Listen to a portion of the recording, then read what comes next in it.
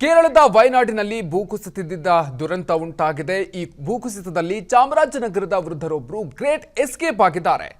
ಮೃತ್ಯುವನ್ನ 60 ವರ್ಷದ ಗೆದ್ದ ಕಥೆಯೇ ರಣರೋಚಕ. ಫಲ ಕೊಡ್ತಾ ಮಾವನಿಗೆ ಸೊಸೆ ಹೊತ್ತ ಹರಕೆ. ವಿಸ್ತಾರ ನ್ಯೂಸ್ ಜೊತೆಗೆ ವೃದ್ಧ ಎಕ್ಸ್ಕ್ಲೂಸಿವ್ ಆಗಿ ಮಾತನಾಡಿದ್ದಾರೆ.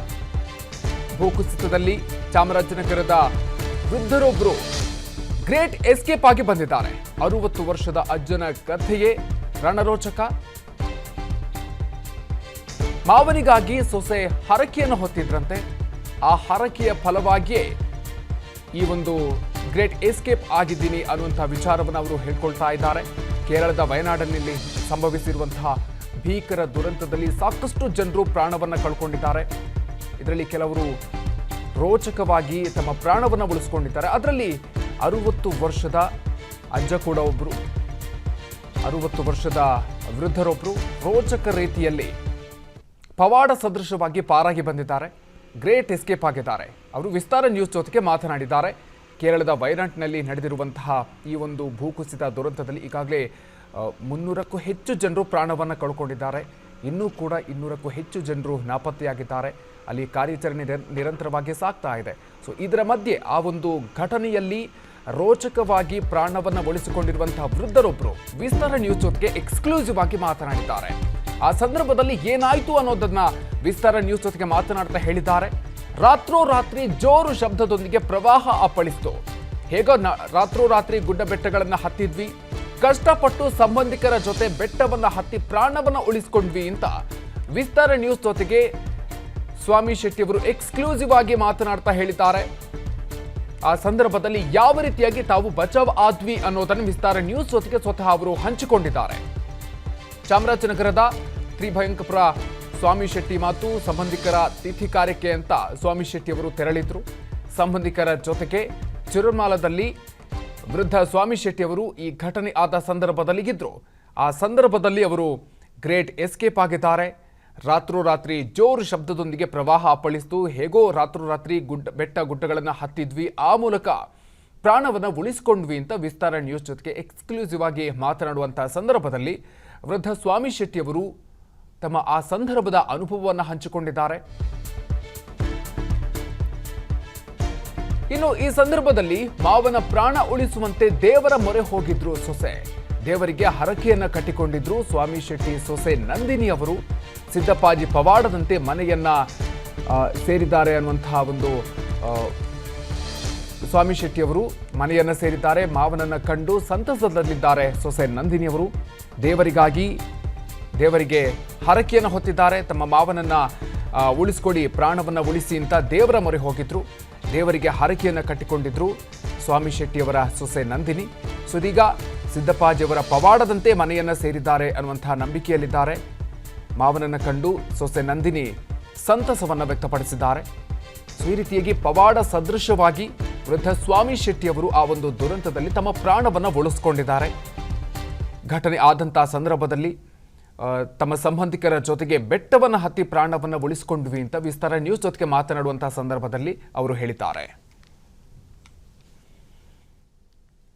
ದೇವರ ನಾಡು ಕೇರಳದಲ್ಲಿ ಸಂಭವಿಸಿದಂತಹ ಪ್ರವಾಹದಿಂದಾಗಿ ಸಾಕಷ್ಟು ಸಾವು ನೋವುಗಳು ಕೂಡ ಆಗಿರುವಂಥದ್ದು. ಅದರಲ್ಲೂ ಕೂಡ ಪ್ರಮುಖವಾಗಿ ಗಡಿ ಜಿಲ್ಲೆ ಚಾಮರಾಜನಗರದ 4-5 ವ್ಯಕ್ತಿಗಳು ಕೂಡ ಸಾವನ್ನಪ್ಪಿರುವಂಥದ್ದು. ಅದರಲ್ಲೂ ಕೂಡ ಪ್ರಮುಖವಾಗಿ ಈಗ ಪವಾಡ ಎಂಬಂತೆ ಚಾಮರಾಜನಗರದ ಗುಂಡ್ಲುಪೇಟೆ ತಾಲೂಕಿನ ತ್ರಿಯಂಬಕಪುರ ಎನ್ನುವ ಗ್ರಾಮದ ಸ್ವಾಮಿ ಶೆಟ್ಟಿ ಇದೀಗ ಬದುಕುಳಿದಿ ಬಂದಿರುವಂಥದ್ದು. ಅವರ ಒಂದು ಬದುಕುಳಿದಿ ಬಂದಂತಹ ಏನು ಕಥೆ ಏನಿದೆ ಅದು ನಿಜಕ್ಕೂ ಕೂಡ ರೋಚಕವಾಗಿರೋದು. ಅವರನ್ನು ಇದೀಗ ನಮ್ಮ ಜೊತೆಗೆ ಇದ್ದಾರೆ, ಅವರನ್ನ ಮಾತಾಡಿಸ್ತೇನೆ. ಸರ್, ನೀವು ಕೇರಳಗೆ ಯಾವಾಗ ಹೋಗಿದ್ರಿ, ಎಲ್ಲಿ ಹೋಗಿದ್ರಿ, ಮತ್ತು ಏನಾಯಿತು ಸರ್, ಯಾವ ರೀತಿಯಾಗಿ ಬದುಕುಳಿದಿ ಬಂದ್ರಿ ಅಂತ? ಮಣ್ಣ ತಿಥಿಗೆ ಅಂತ ನಾವು ಹೋದ್ದು. ಅಲ್ಲಿ ಸಂಭವ ಆಯ್ತು ಅಂತ ನಮಗೆ ಗೊತ್ತಿರಲಿಲ್ಲ. ಅದು ವ್ಯವಸ್ಥೆ ಆಯ್ತು ಅನ್ನೋದಂದ್ರೆ ಮಂಗಳವಾರ ನೈಟು 6 ಗಂಟೆಯಿಂದ 7 ಗಂಟೆ 7-7:15 8 ಗಂಟೆವರೆಗೆ ಅಲ್ಲಿ ಸಂಭವ ನಡೆದಿದೆ. ಕೆರೆ ತುಂಬಿ ಹಿಡ್ಕೊಂಡು ಒಳ ಬತ್ತಾಯಿದ್ರು. ಅಲ್ಲಿ ಅವಾಯ್ಡ್ ಮಾಡೋಕ್ಕೆ ಆಗಲಿಲ್ಲ. ಪುನಃ 11 ಗಂಟೆ ಅಲ್ಲಿ ಹೊತ್ತಲಿ ಸಂಭೋಗ ಎಲ್ಲ ಕ್ಲೋಸ್ ಆಗಿದೆ ಸರ್. ಅಂದರೆ ಸರ್, ಈಗ ನೀವು ಕೇರಳದಲ್ಲಿ ಯಾವ ಊರಲ್ಲಿ ಉಳ್ಕೊಂಡಿದ್ರಿ, ಏನಾಯಿತು ಅಂತ ಸರ್? ರಾತ್ರಿ ಆಗಿರುವಂಥ ಘಟನೆ ಇದು ಯಾವ ಟೈಮಲ್ಲಿ ಆಯಿತು, ಏನಾಯಿತು ಅಂತ? ಚೂರ್ಣಮಾಲದಲ್ಲಿದ್ದದ್ದು ಘಟನೆ ನಡೆದು ಅಂದರೆ 11 ಗಂಟೆ ರಾತ್ರಿಲಿ. ಅಲ್ಲಿ ನಾವು ಹೋಗಿದ್ದು ತಿಥಿ ವ್ಯವಸ್ಥೆಗೆ ನಾವು ಹೋಗಿದ್ದು. ಅಲ್ಲಿ ಎಲ್ಲ ಕೊಚ್ಕೊಂಡು ಹೋಯ್ತಿದ್ರು ನೋಡಿದ್ರೆ ಭಯ ಆಯ್ತಾ ಅಂದ್ಬಿಟ್ಟು ನಾವು ಸಂಭೋಗಾಗಿ ಗುಡ್ಡ ಹತ್ತಿದ್ದೀನಿ ಸರ್ ಅಷ್ಟೇ.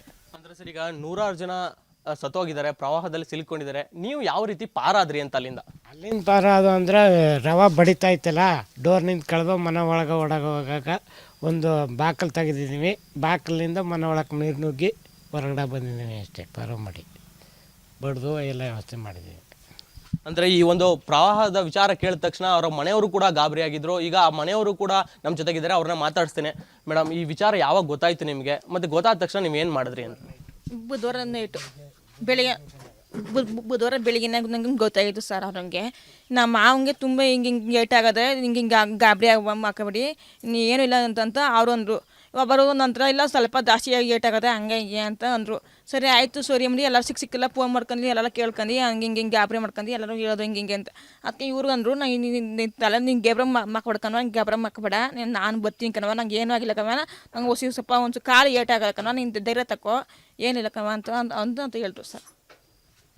ಈಗ ಮೇಡಮ್, ಈಗ ದೇವರ ಒಂದು ಪವಾಡ ರೀತಿಯಲ್ಲಿ ಬದುಕುಳಿ ಬಂದಿದ್ದಾರೆ. ಏನು ದೇವ್ರಿಗೆ ಏನಾದ್ರು ಅರ್ಕೆ ಕಟ್ಕೊಂಡಿದ್ರ ಅಥವಾ ಪ್ರಾರ್ಥನೆ ಮಾಡ್ಕೊಂಡಿದ್ರ ಏನು ಅಂತ? ನಮ್ಮ ಮಾವ ಬದುಕುಳಿದು ಬಂದರೆ ನಿಂಗೆ ಏನಾದ್ರು ಅರ್ಕೆ ಸಲ್ಲಿಸ್ತೀನಿ ಅಂತ?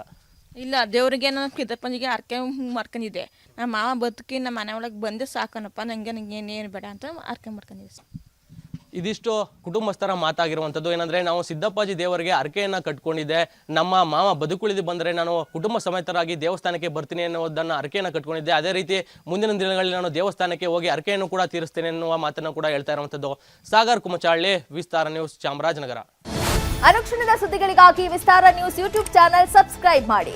ಹೊಸ ಸುದ್ದಿಗಳ ನೋಟಿಫಿಕೇಶನ್ಗಾಗಿ ಬೆಲ್ ಐಕಾನ್ ಕ್ಲಿಕ್ ಮಾಡಿ. ಲೇಟೆಸ್ಟ್ ಅಪ್ಡೇಟ್ಸ್ಗಾಗಿ www.vistaranews.com ವೆಬ್ಸೈಟ್ಗೆ ವಿಸಿಟ್ ಮಾಡಿ. ಅಂಗೈಯಲ್ಲೇ ಜಗತ್ತಿನ ಸುದ್ದಿ ತಿಳಿಯಲು ವಿಸ್ತಾರ ನ್ಯೂಸ್ ಕನ್ನಡ ಆಪ್ ಡೌನ್ಲೋಡ್ ಮಾಡಿ.